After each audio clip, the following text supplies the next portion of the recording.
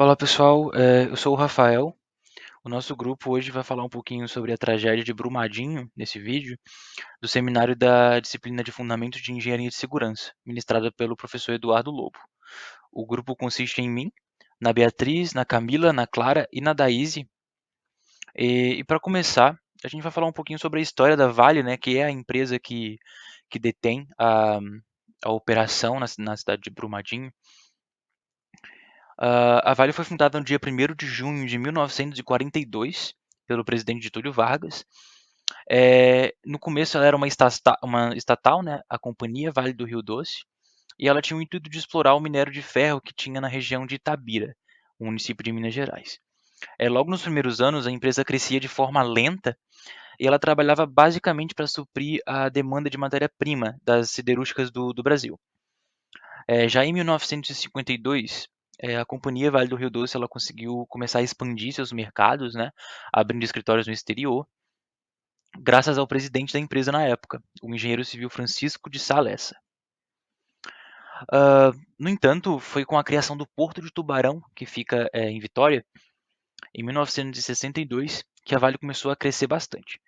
Para vocês terem uma ideia, num período de 4 anos, de 1966 até 1970, ela aumentou a produção de minério de 10 milhões de toneladas por ano para 18 milhões. Em 1974 também, ela atingiu uma marca de 54 milhões de toneladas por ano. A partir daí ela se tornou a líder mundial e desde então ela nunca mais saiu desse posto. É, Em 1997 ela foi privatizada e nessa época ela já produzia por ano 114 milhões de toneladas. Hoje então a Vale atua em 14 estados brasileiros, nos 5 continentes do planeta, e ela tem operações em mais de 25 países. As áreas de atuação da empresa são a mineração, a principal é a mineração, né? Porque o minério de ferro é uma das principais matérias-primas na fabricação do aço, e como dito anteriormente, a Vale detém o posto de maior produtora de minério do mundo. É, Além de minério de ferro e de pelotas também, a Vale minera níquel, carvão, cobre, manganês e alguns outros minerais para a produção de ligas de ferro. Essas minas também elas estão presentes no Brasil, no Canadá, em Moçambique, em alguns outros países. Outro ramo de atuação da Vale é a logística, porque a cadeia logística dela é muito grande. Ela interliga minas, ferrovias, navios e portos, não só no transporte de minério, né, mas também no transporte de materiais siderúrgicos, eh, cargas de terceiros, como granéis e tal. Ela detém duas das maiores e mais eficientes ferrovias do mundo, que é a Estrada de Ferro Vitória-Minas, que liga a capital do Espírito Santo, Vitória, à capital de Minas Gerais, Belo Horizonte, e também a Estrada de Ferro Carajás, que fica no Pará. Os portos da Vale também, além do Brasil, eles estão presentes em mais 5 países, que são Uruguai, Moçambique, a Malásia, Indonésia e Omã, que é um país do Oriente Médio. Na área da siderurgia, a Vale atua com joint ventures, que são acordos comerciais entre duas ou mais empresas para o transporte não só de matéria-prima para essas empresas, mas também o transporte do produto que essas empresas produzem. Uma das parcerias é com a usina ThyssenKrupp, Companhia Siderúrgica do Atlântico, que fica no Rio. No que tem de energia, a Vale é muito grande, né? Então, para atender todas essas operações, ela possui uma demanda energética muito maior, sendo a quinta maior consumidora de energia do país. Então, além de geração de energia própria, a Vale conta com um portfólio de contratos, participação de consórcios de usinas hidrelétricas e também de empresas de geração e comercialização de energia. Agora, contextualizando um pouquinho mais a questão da barragem em Brumadinho, eu vou falar um pouco sobre a operação da Vale no estado de Minas Gerais, que é muito vasta, né, e vai além da mineração. Ela tem vários complexos de administração lá e também de logística em inúmeros municípios. O complexo de Vargem Grande, por exemplo, ele conta com unidades operacionais em 6 municípios mineiros. Já o complexo de Brucutu e Água Limpa, ele reúne duas minas, né? A mina de Brucutu e a mina de Água Limpa. A mina de Brucutu, inclusive, é uma das maiores da Vale atualmente. É, E além desses complexos, ainda existem outros três, o de Itabira, de Mariana e de Paraupeba, que envolvem mais algumas minas no estado de Minas Gerais. As barragens, então, elas fazem grande parte desse processo, pois elas são estruturas que são projetadas para serem utilizadas como reservatório para contenção e acumulação de substâncias que vêm do processo de beneficiamento de minérios. O beneficiamento de minérios, por sua vez, ele consiste basicamente dessas operações que visam mudar tanto a granulometria ou a concentração relativa das espécies minerais, né, presentes, ou até mesmo a forma do minério, mas sem modificar a identidade química e física. Então, atualmente, as barragens em Minas, as barragens que a Vale possui, totalizam 124 cadastradas na Agência Nacional de Mineração. Desse número, 102 delas são localizadas em Minas Gerais, outras 21 estão no estado do Pará e mais 6 no Mato Grosso do Sul. Em questão das barragens, hoje a Vale apresenta uma rotina de segurança bem robusta para essas estruturas, né? Vai desde inspeções quinzenais, novas tecnologias em geotecnia e também em automação, né, para o monitoramento e auditorias periódicas com especialistas externos. A partir de agora, as meninas vão falar um pouquinho mais, vão destrinchar um pouquinho mais, né, como foi a questão da barragem 1 em Brumadinho e também quais foram as consequências, né, dessa tragédia. Meu nome é Thaís.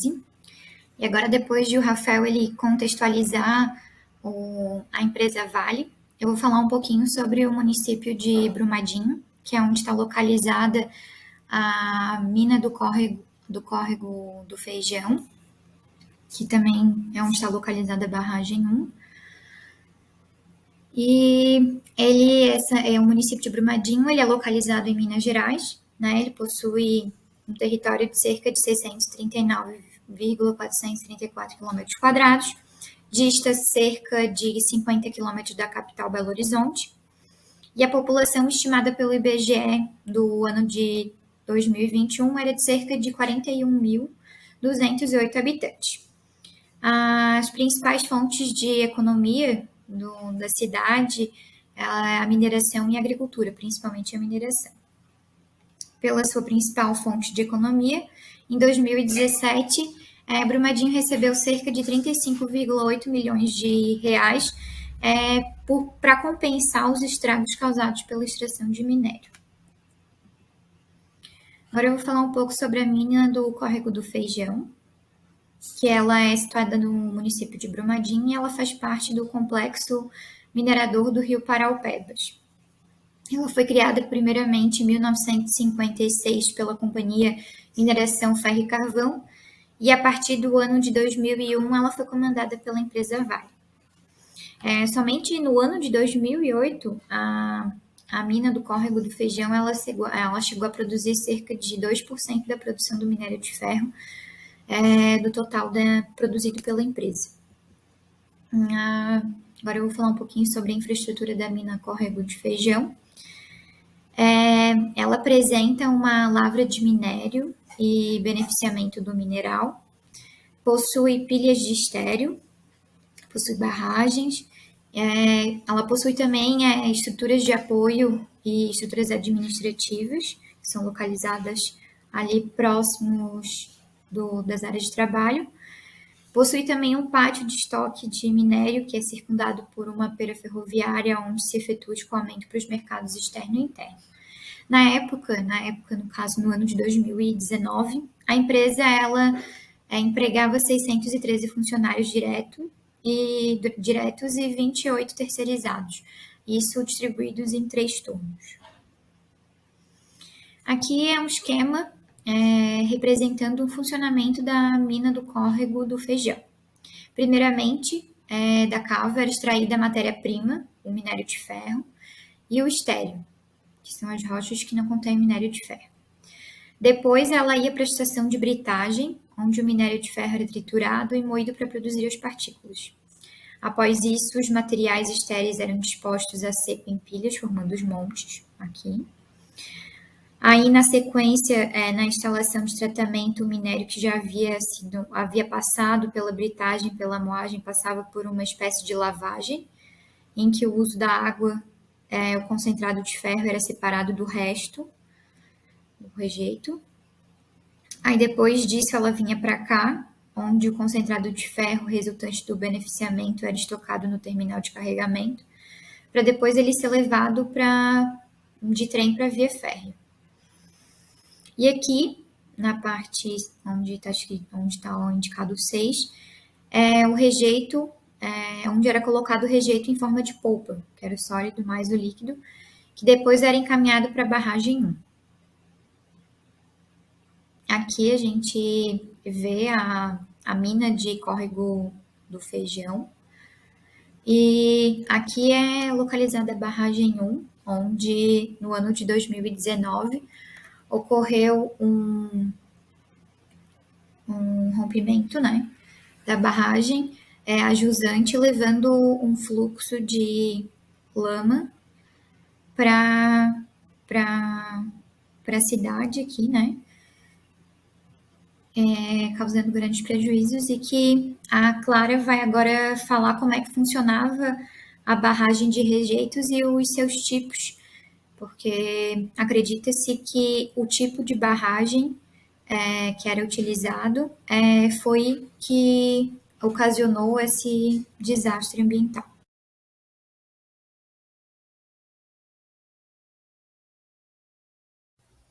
Oi, gente, eu sou a Clara e eu vou começar falando sobre barragem de rejeitos.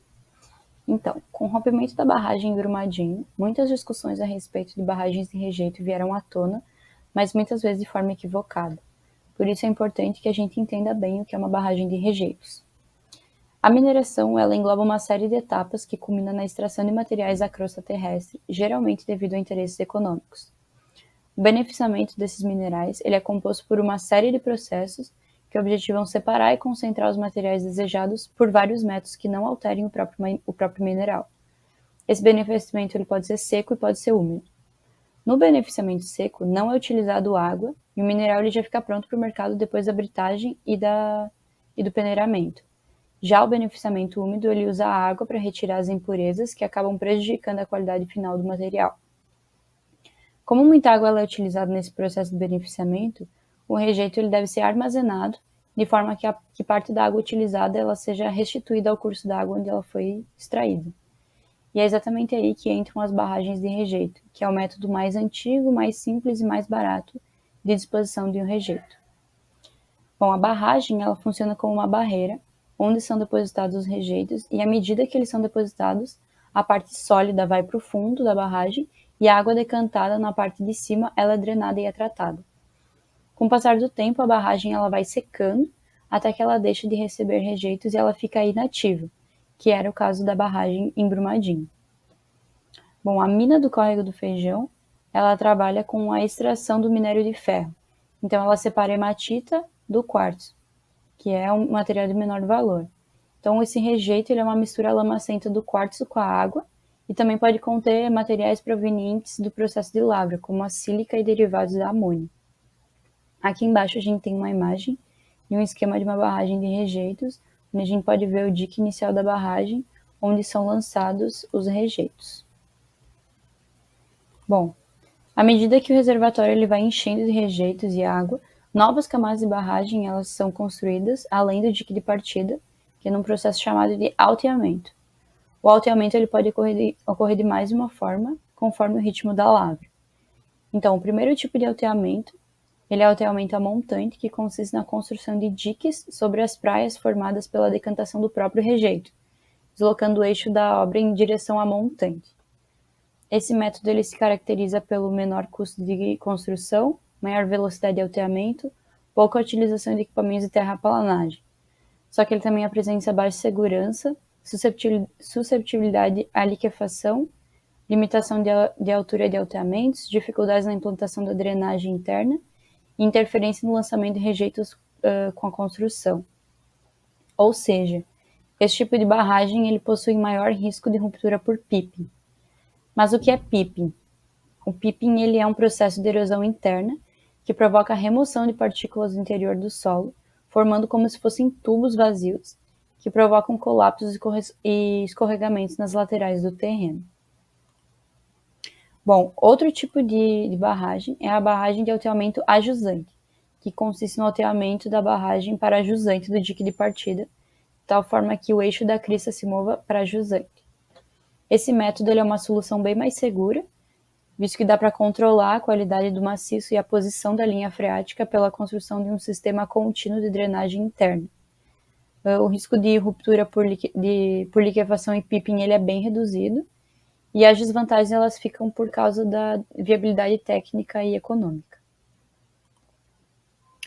Por último, a gente tem o alteamento por linha de centro, que ele é considerado intermediário entre os métodos ajusante e amontante, embora o comportamento estrutural ele esteja mais próximo do método ajusante. Esse tipo de alteamento ele é feito lançando aterro sobre o limite da praia e no talude jusante do maciço de partida, sendo que o eixo da crista e do dique de partida dos alternos subsequentes, eles são coincidentes. As vantagens elas são a facilidade construtiva e um eixo constante, enquanto as desvantagens elas são a baixa economia e escorregamentos potenciais. É muito importante que o rejeito não fique fofo e saturado, porque ele pode comprometer a estabilidade de todo o maciço da barragem. Agora falando um pouco sobre a barragem 1 de Brumadinho, que foi a barragem que rompeu. Essa barragem ela fazia parte do complexo Paraopeba, que fica no sistema de rejeitos da mínima Córrego do Feijão, localizado no município de Brumadinho, Minas Gerais. Essa barragem ela tinha como finalidade principal a contenção de rejeitos gerados no processo de beneficiamento da instalação de tratamento de minério da mina do Córrego do Feijão, lançados por meio de spray bars posicionados ao longo da crista da estrutura. E, além disso, o reservatório também servia para a clarificação da água que era extravasada para a barragem 6 do mesmo complexo. O maciço inicial dessa barragem ele foi executado em 1976, ainda quando a mina do Córrego do Feijão ela pertencia à Ferteco Mineração. Foi feita em minério ultra fino, revestido por uma camada de laterita de 4 metros de espessura no talude de montante e 1 metro de espessura no talude ajusante. E em julho de 2016, as operações de beneficiamento do minério elas passaram a ser realizadas de forma a seco, então a barragem não recebeu mais rejeitos. A estrutura da barragem ela foi construída através do método de alteamento a montante, que é o mais perigoso. Então, dessa forma, os alteamentos posteriores ao dique de partida tiveram outros projetistas, porque já não era a mesma empresa. E o último alteamento ele foi executado em 2013, que foi o 10º alteamento, que ele resultou na altura máxima da barragem, com 86 metros de comprimento, com 86 metros, e o comprimento da crista estava de 720 metros. Conforme o projeto inicial, o volume total previsto no reservatório era de 8.797.136 metros cúbicos, mas com a interrupção das operações de 2016, o volume total dos rejeitos era cerca de 7.500.000 metros cúbicos, que eles eram dispostos em uma região que o solo era considerado de baixa permeabilidade e boa capacidade de suporte. Aqui do lado a gente tem uma imagem que é o perfil da barragem, depois da execução do 10º e último alteamento. Bom, o segundo alteamento realizado nessa barragem, ele correspondia a vários alteamentos menores que foram envelopados. Depois eles foram considerados como só um alteamento.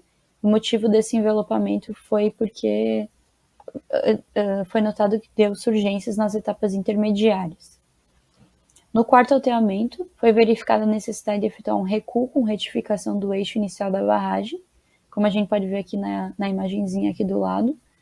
E o intuito disso era atender às condições mínimas de estabilidade, já que o fator de segurança calculado estava abaixo dos considerados ideais. Aí, a partir desse quarto alteamento, todos os outros foram executados seguindo esse eixo retificado. O material constituindo da maior parte dos alteamentos era o próprio rejeito de minério compactado, só que alguns alteamentos, como no nono, que a gente consegue ver aqui do lado, ele foi construído com solo compactado, que foi retirado de áreas de empréstimo. Bom, por fim, o monitoramento geotécnico da barragem 1 era realizado no estágio final, por 194 instrumentos ativos. Em dezembro de 2018, eles foram implementadas ainda melhorias no monitoramento, com a implantação de mais equipamentos. Então, esse era o monitoramento realizado na barragem 1. Eu me chamo Beatriz e eu vou falar um pouco referente ao rompimento da barragem. A barragem se rompeu dia 25 de janeiro de 2019, na mina do Córrego do Feijão, no município de Brumadinho. De acordo com a Vale, a barragem já não era utilizada desde 2015, que foi o último ano que a barragem recebeu rejeitos. Segundo um relatório da Universidade Politécnica de Catalunha, a ruptura se deu devido à liquefação. A liquefação é um fenômeno em que um material rígido passa a se comportar de um modo fluido. A liquefação pode ocorrer no rejeito ou no dique. No caso do rejeito, o material começa a se comportar como um fluido e escorre, empurrando a estrutura, que pode se romper. Já no caso do dique, ao sofrer liquefação, a área afetada perde completamente a resistência, tornando-se um ponto de fraqueza da estrutura, podendo também levar a barragem a colapso nesse ponto. Ainda segundo o relatório, ele relata um acidente que ocorreu em 2018 durante a instalação de um dreno, que gerou vazamentos visíveis de lama em vários pontos da barragem e aumento local das pressões pisométricas. Há registro de sismatógrafos que sugerem que uma liquefação contida pode ter ocorrido nessa época. Referentes às liquefações em barragens podem ocorrer devido a excessos de chuvas, excesso de carga, abalos sísmicos e também falhas no sistema de drenagem. Referente aos reparos, em 2021, em fevereiro, foi assinado um acordo de reparação integral entre a Vale, o governo de Minas, e o Ministério Público Federal e a Defensoria Pública de Minas. Esse acordo não tem natureza civil, todas as ações criminais ainda permanecem em andamento, porém ele busca auxiliar a população local. Por exemplo, uma das cláusulas que a Vale se responsabilizou foi disponibilizar recursos para a substituição do pagamento emergencial pelo Programa de Transferência da Renda, também medidas de aprimoramento da qualidade de vida, também a empresa é responsável por possibilitar a retomada das condições das pessoas atingidas, próximo ao que era antes do acidente, né? Não está incluso no acordo, mas a Vale ainda assim se responsabiliza com indenizações individuais, moradia temporárias, termo de compromisso. Ela também faz um estudo de risco à saúde humana e risco ecológico, busca resolver demandas emergenciais, danos socioambientais e também ela faz monitoramento da água subterrânea para consumo humano. Dos impactos, a gente teve um volume de 11,7 milhões de metros cúbicos de rejeitos despejados e também uma área impactada de 147 hectares, segundo o Instituto Estadual de Floresta. A lama da barragem, ela teve uma composição que ela acaba alterando a composição natural do solo. E outra coisa que prejudica também a retomada da vegetação é que essa lama ela cria uma camada mais endurecida na superfície, que daí dificulta mais ainda a retomada da vegetação nativa. Outros impactos foram na geração de empregos, na agricultura, na pecuária, no comércio também local, no turismo, além de ter atingido o rio Paraopeba, um dos afluentes do rio São Francisco. Dentre as obrigações a serem pagas pela Vale se encontram projetos de comunidades atingidas, programas de transferência de renda, também programa de segurança hídrica, como já citado, projetos de mobilidade urbana, fortalecimento do serviço público. Eles ajudaram também na Covid, eles fazem contratações temporárias e também fazem indenizações pelos danos causados ao sítio arqueológico Berus 2. Na recuperação, a empresa ela tem projeto de capacitação da população que auxiliam no empreendedorismo e geração de empregos.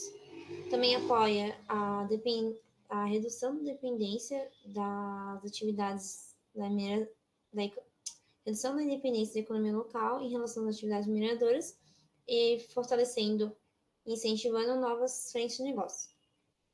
Na questão ambiental, ela tem como meta remover todos os rejeitos até 2023 e também revegetar as áreas até 2025. Na biodiversidade, até junho de 2021, ela tinha reabilitado 79 aves, dentre elas 17 foram resgatadas das áreas atingidas e 16 retiradas de centros de triagem do IBAMA. Após o acidente, a empresa ainda conseguiu se recuperar, principalmente porque o ferro explodiu, o preço do ferro explodiu, então teve um grande aumento na compra. Em comparado a outras empresas da mesma área de mineração, ela ainda teve suas ações baixas, tipo, ela subiu, mas poderia ter subido mais. Esse ano ela ainda planeja desembolsar aproximadamente 9 milhões com reparos relacionados à barragem de Brumadinho.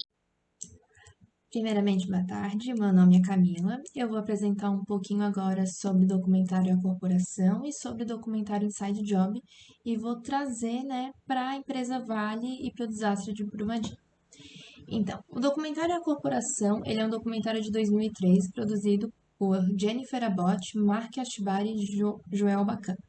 Neles são apresentados aspectos sobre as grandes corporações que dominam o mundo, onde o lucro ele é colocado acima de tudo e de todos.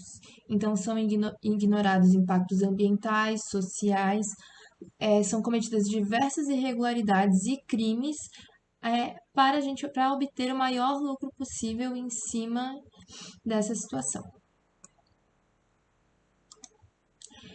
Comparação, então a gente vai fazer uma comparação com a empresa Vale S.A.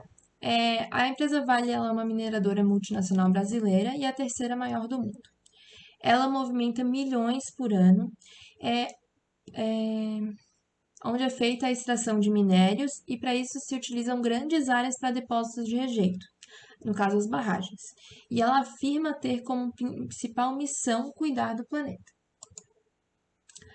Vou falar um pouquinho sobre os impactos sociais e ambientais que a empresa Vale trouxe para o nosso país. Então, a gente tem o rompimento das barragens de Brumadinho e Mariana, o aumento da dispersão de metais pesados no meio ambiente, a mudança na paisagem do solo, contaminação dos corpos hídricos, como rios, lagos, lagoas e bacias, e os danos à flora e à fauna, e o desmatamento e a erosão do solo. Então, a gente pode perceber semelhanças entre o documentário e o caso de Brumadinho. Primeiramente, é importante salientar a falta de informações antes do acidente da empresa Vale sobre as barragens, principalmente sobre as barragens de rejeitos. A negligência da empresa perante ao risco, no caso, já tinha ocorrido o desastre de Mariana, e no caso, não foram tomadas providências para diminuir esses riscos, no caso, falta de treinamento de segurança e a falta da manutenção das barragens. Ocorreu também a compensação financeira para com a população e a família das vítimas, onde ocorreu 270 mortes, onde 258 eram trabalhadores da empresa. E é importante falar que essa compensação financeira, ela não compensa o emocional, a falta, a saudade que essas pessoas irão ter dessas vítimas. E o valor das ações da empresa, que sofreram uma queda após os desastres, mas elas voltaram a subir após o relatório sobre os lucros gerados no ano, mostrando, na verdade, que o lucro que essas empresas trazem vale mais do que os impactos sociais e ambientais gerados. Agora eu vou falar um pouquinho sobre o documentário Inside Job. Ele é um documentário de 2010, produzido por Charles Ferguson, e nele é apresentado a origem da crise de 2008 e as suas consequências. No caso, a crise de 2008 ela foi considerada a pior crise desde a Grande Depressão de 1929, e ela foi uma crise causada pelo aumento nos valores imobiliários, a chamada bolha imobiliária americana. A história da crise. Os motivos deles se iniciaram em 1980, quando o presidente Reagan permitiu aos bancos fazerem empréstimos de risco com o dinheiro dos depositantes, ou seja, as pessoas depositavam o seu dinheiro numa poupança e os bancos podiam pegar esse dinheiro e investir em outras situações, como emprestar para as outras pessoas. Então, com isso, ocorreu um aumento de empréstimo a juros baixos para a compra de imóveis. No caso, a população começou a hipotecar os seus próprios imóveis para investir em outros e ficar pagando parcelas desses imóveis. Ocorreu então uma alta procura de imóveis e com a alta procura esses imóveis subiram de valor, custando muito mais do que realmente valiam. Após anos com o aumento da inflação em 2004, os Estados Unidos foram obrigados a aumentar a taxa de juros. Isso fez com que muitas famílias que compraram esses imóveis nessas prestações não tivessem condições de pagar esses empréstimos, fazendo com que os bancos não recebessem e, por consequência, não terem mais dinheiro para se sustentar e pagar os funcionários. Então, o Lehman Brothers declarou falência e que foi seguido por uma forte queda das bolsas de valores pelo mundo todo. As consequências da crise. Devido a essa forte queda das bolsas de valores, as empresas elas tinham menos dinheiro e elas foram em busca de mão de obra mais barata.